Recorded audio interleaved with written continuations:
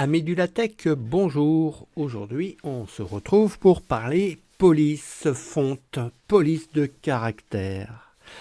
Alors, si on reprend où on en était, j'avais évoqué dans les bases, je crois, dans le chapitre sur les bases, rapidement les polices. Alors, je vous avais dit que pour l'instant, on ne s'embêtait pas.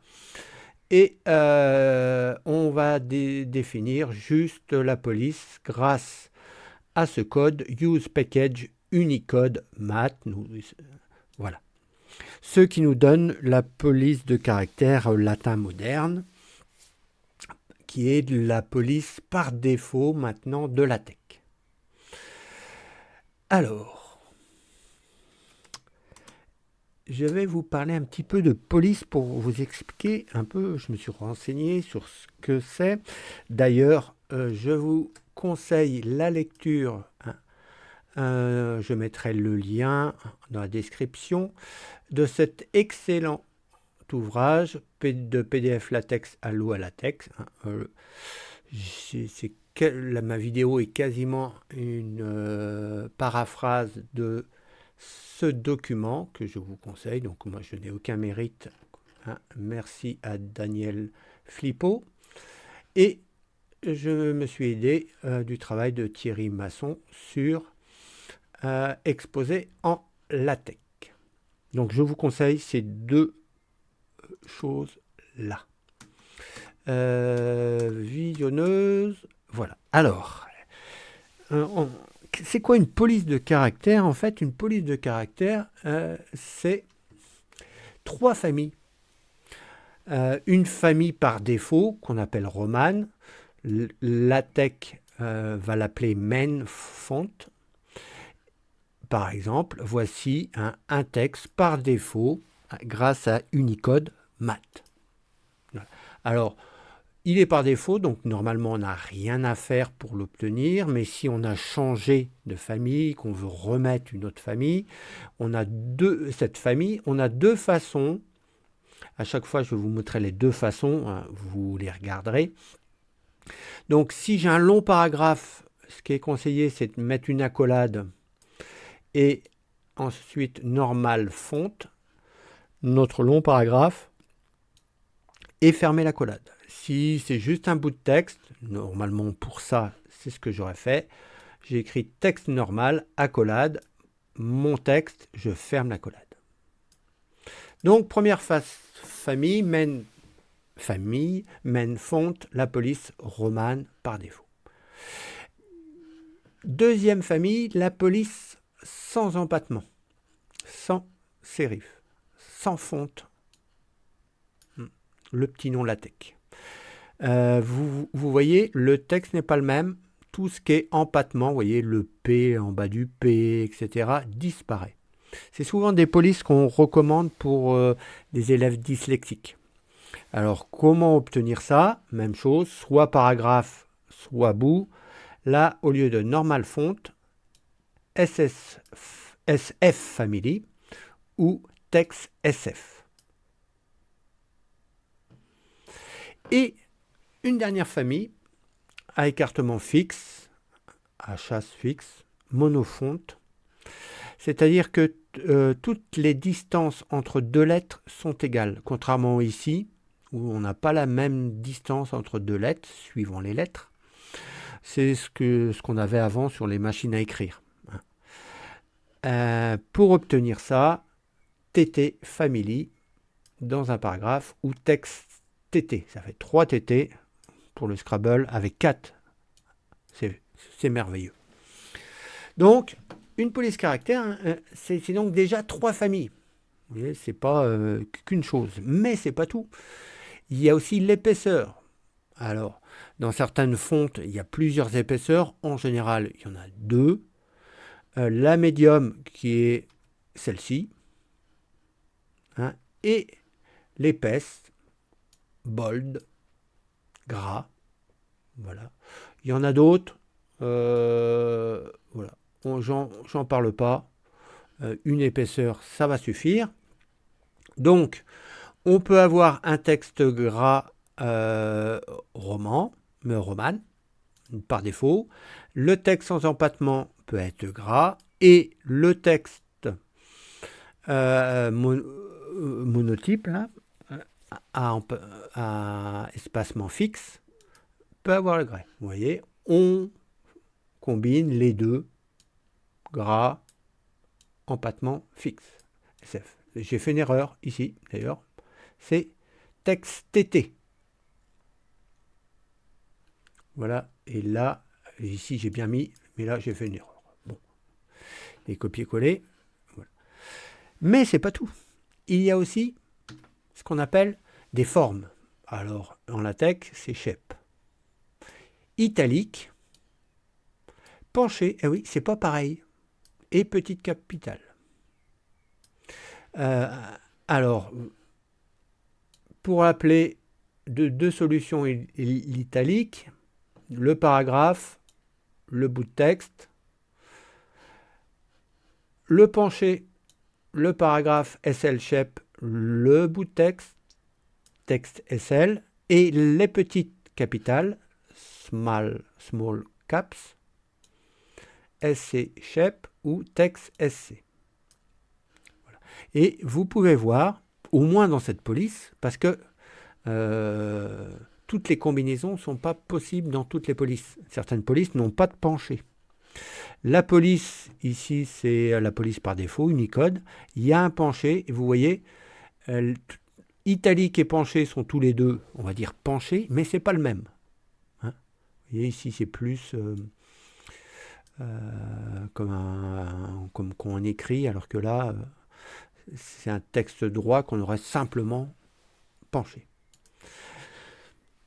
Et en plus, mais ça j'en ai déjà parlé, on a les tailles.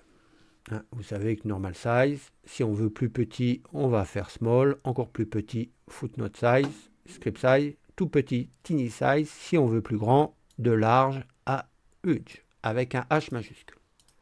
Donc, en fait, écrire un texte, c'est faire une combinaison, la famille, la série, la forme, l'épaisseur, la forme, la taille. Voici par exemple un texte sans embattement, en gras, en italique et je crois petit. Mais nous en plus, on a un souci, c'est qu'on écrit du texte mathématique. Et donc, il nous faut une quatrième famille, une famille qui nous permette d'écrire correctement du texte scientifique. Alors, dans Unicode-Math, justement, grâce au -mat, on a cette famille qui nous permet, par exemple, on verra ce que ça veut dire tout ça la prochaine fois certainement, mais voici ce que j'obtiens pour cette quatrième famille.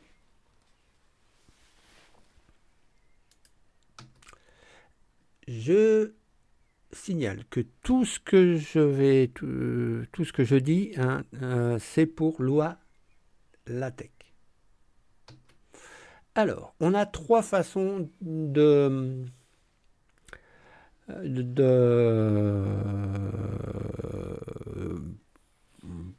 d'appeler une police dans un préambule. La première façon, celle qu'on a utilisée un peu ici, de notre préambule, c'est simplement use package et le nom d'un package. Ici, Unicode-Math. Alors, on peut rajouter avant une option. Ici, dans un package, pour rajouter une option, on rajoute ici des options. On fera ça. Autre possibilité, j'appelle le package Unicode-Math avec les options si je veux, et j'appelle un autre package contenant une police, et cette police profitera d'Unicode-Math avec les options pour le compléter en quelque sorte. Dernière façon, toujours Unicode-Math, et on définit une à une, vous voyez, set main font, je définis ma police principale, ma police 100, ma police mono et ma police de maths. Sachant qu'avec Lua LaTeX, on peut théoriquement utiliser n'importe quelle police déjà présente sur votre ordinateur, ce qui n'est pas le cas dans d'autres types de compilations que Lua LaTeX. Voilà. Donc, on va utiliser, suivant un peu les polices de caractère, soit ça, soit ça, soit ça. Alors, j'ai fait une petite compilation du fameux ici, il nous propose en fait des choix, plusieurs choix de police de caractère avec des textes mathématiques. Parce que je vous ai dit qu'on pouvait choisir n'importe quoi, mais il faut quand même garder une cohérence. On va pas mettre telle police pour la police principale, telle autre, etc., etc. On peut, mais on va garder une cohérence. Donc, j'ai quelques propositions issues de ce PDF à vous faire. Et vous pourrez choisir par la suite ce que vous voulez. Vous irez télécharger, si vous voulez, ce PDF, comme ça, vous aurez tous les exemples, vous pourrez faire un choix. Voilà, parce que je vais passer vite. Et sur ordinateur, c'est pas très facile de choisir. Alors, notre package de base, là, pour l'instant, c'est Unicode Math. Et quand je fais du texte mathématique, mettons, vous connaissez Pythagore ici, voici comment ça apparaît. Les A, B, les capitales sont penchées. Et nous, en France, peut-être dans les autres pays francophones, un point, c'est une majuscule qui n'est pas penchée. Donc, ce que je faisais, moi, jusqu'à maintenant, c'était, j'avais pris cela dans LaTeX pour le prof de maths. Dans mon préambule, c'est toujours le cas d'ailleurs, on redéfinit toutes nos capitales jusqu'à Z ici. Mais il y a encore plus simple, grâce à Lua LaTeX, c'est de rajouter une option à Unicode Math. Vous voyez, Math style French. Je rajoute que ça. Je copie. Allez, je vais le faire. Où est-ce qu'il est mon... Hop. Ah ben, je vais avoir trop de... Je rajoute là. Ce qui va me permettre... hop. Voilà. Sans rien faire d'autre, de ne plus avoir des capitales penchées. Super pratique, ça évite vraiment tout ça. Alors visiblement, ça vient pas avec que ça. Il y a d'autres utilités à ce package. Voilà. Mais donc, on s'en prive pas.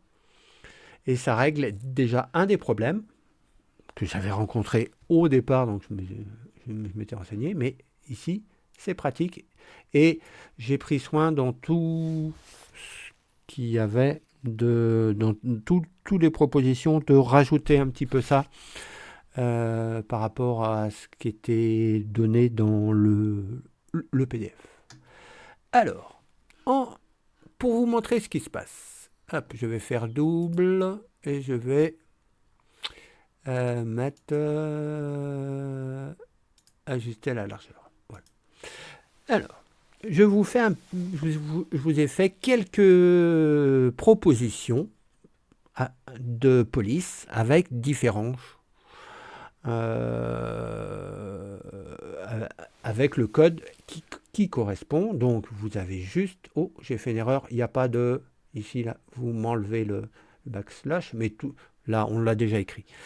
Donc je vous ai fait un petit résumé police par police avec ce qu'on obtient pour les polices romanes, défaut, grâce, italique, grâce, penché, j'aurais dû mettre un E, penché, grâce, etc.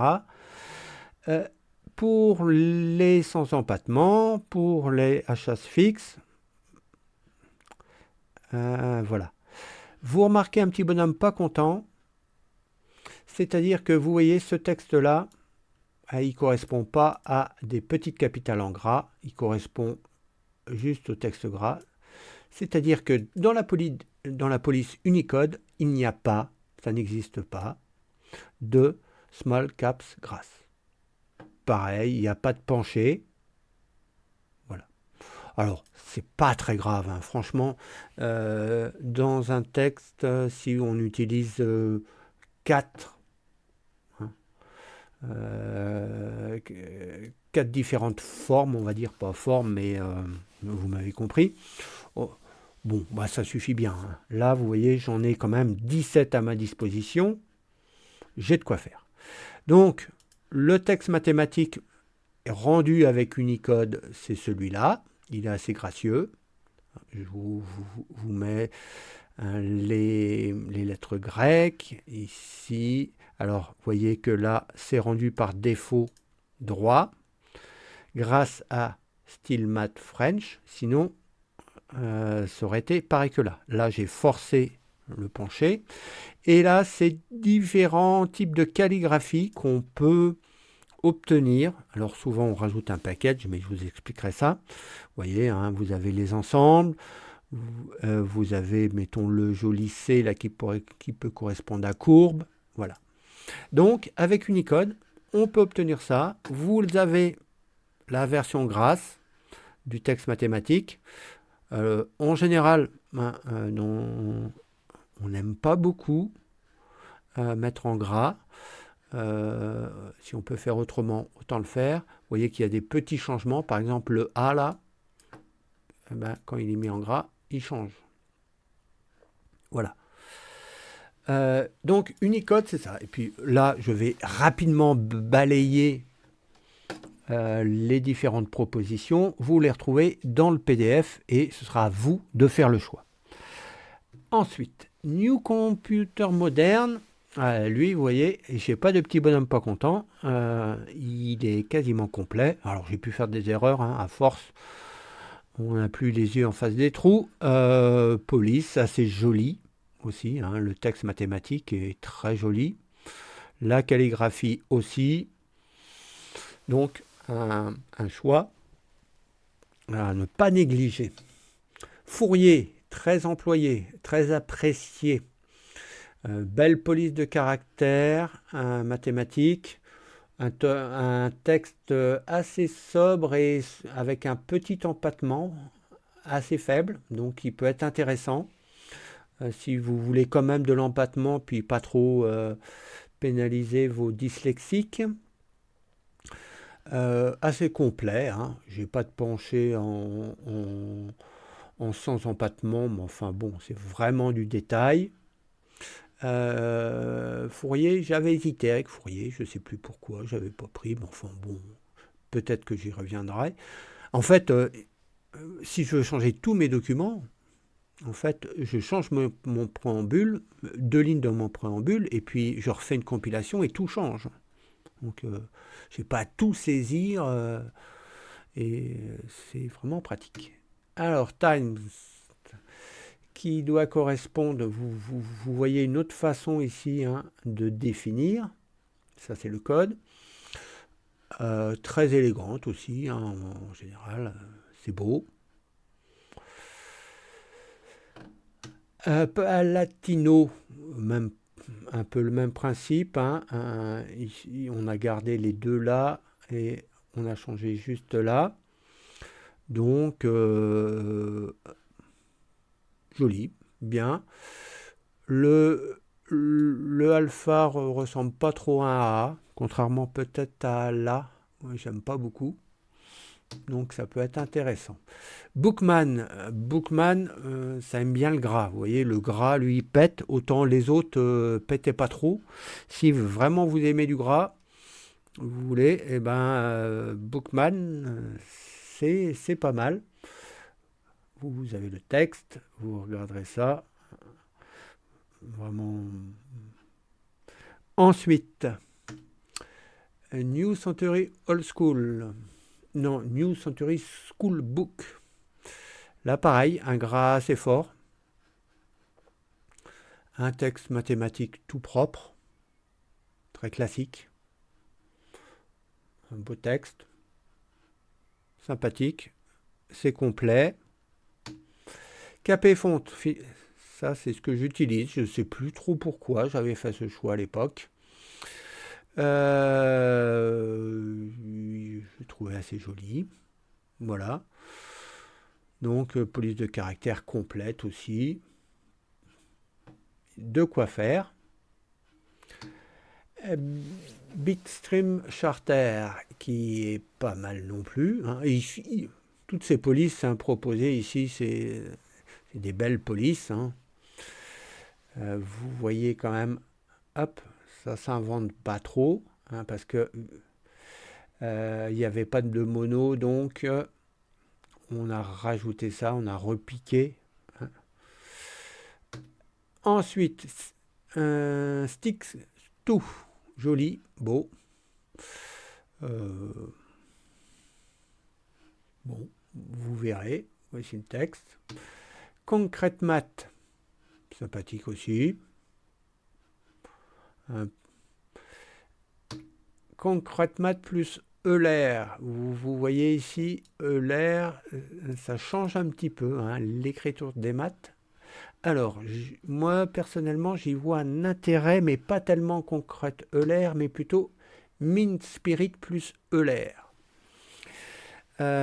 Pourquoi? Parce que c'est une police sans empattement, donc intéressante pour les dyslexiques, qui a même une version sans empattement. Donc on est sans empattement et on a même une version sans empattement qui est un peu différente. Et la police mathématique, je trouve intéressant parce que le X ici n'a pas d'empattement, mais il est bien différent. Il est bien différent du fois, symbole fois.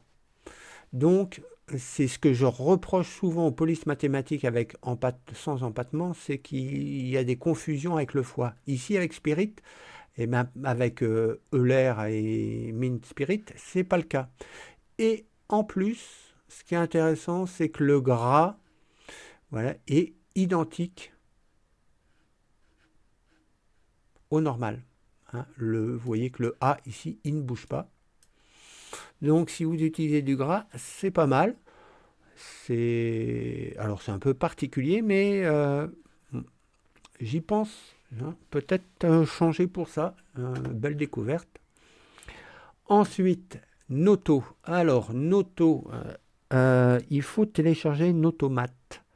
Sans, Noto 100 et Mat. Pour ça, en fait, vous allez là-dedans. Je vous mettrai le lien, mais on le trouve là-dedans aussi. Vous téléchargez, on clique là-dessus, vous téléchargez, vous dézippez et vous installez. Voilà. Alors, c'est sans empattement. Hein. Donc, c'est pas mal. Et par contre, moi, vous voyez, j'aime pas tellement ça, mais bon, c'est histoire de goût. Hein. Par contre, c'est clair. Hein. Mais le A ne ressemble pas à alpha, mais bon. Voilà. Noto. Fira sans empattement aussi. Par contre, beaucoup plus compliqué d'avoir de la calligraphie. J'ai réussi à faire fonctionner celle-là, mais j'ai rajouté ici.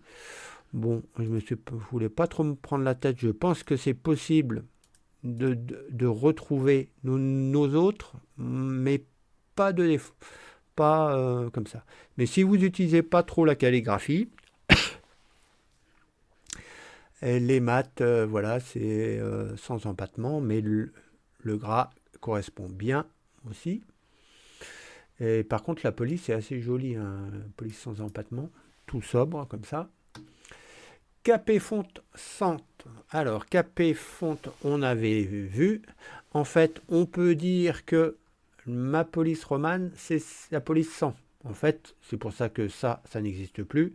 Enfin, c'est la même chose, on obtient la même chose. C'est qu'on a fait, avec SFTeX, là, l'option, ça impose que la police par défaut soit celle qui est 100. Donc, ça permet d'avoir une police sans empattement. Le SF-Math impose une police mathématique sans empattement.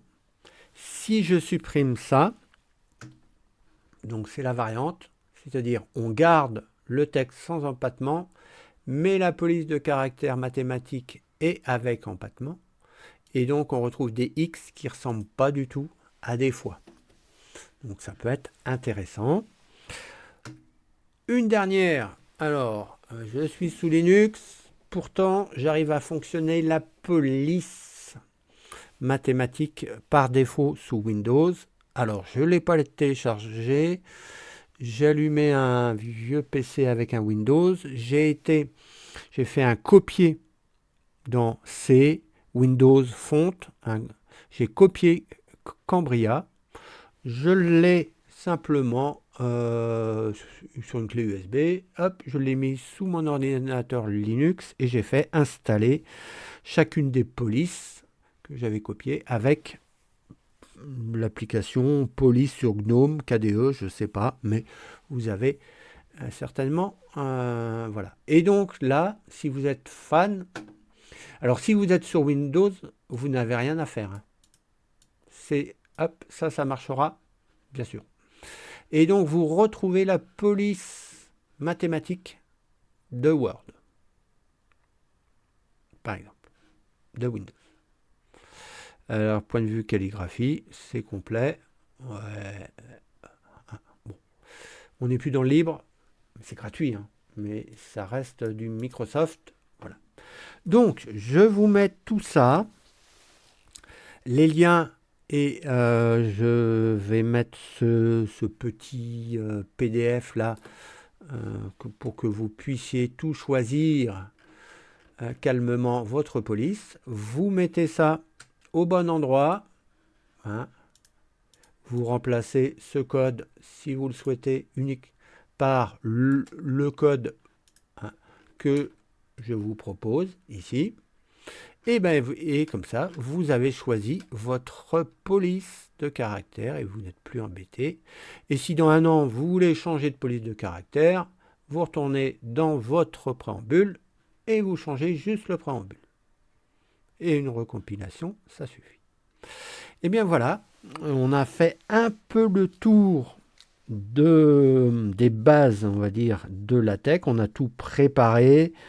On a nos pages de cours, nos pages d'exercice, etc. Nos petites boîtes, notre police a été choisie. Maintenant, on va pouvoir s'attaquer à l'écriture de mathématiques. Et dans les vidéos qui vont suivre, on s'attaque vraiment au cœur du boulot. Mais ce qui est intéressant, c'est de vraiment bien, au départ, faire son préambule. Une fois que son préambule est bien fait, en fait, on a un outil qui nous correspond, on va vite et c'est gagné.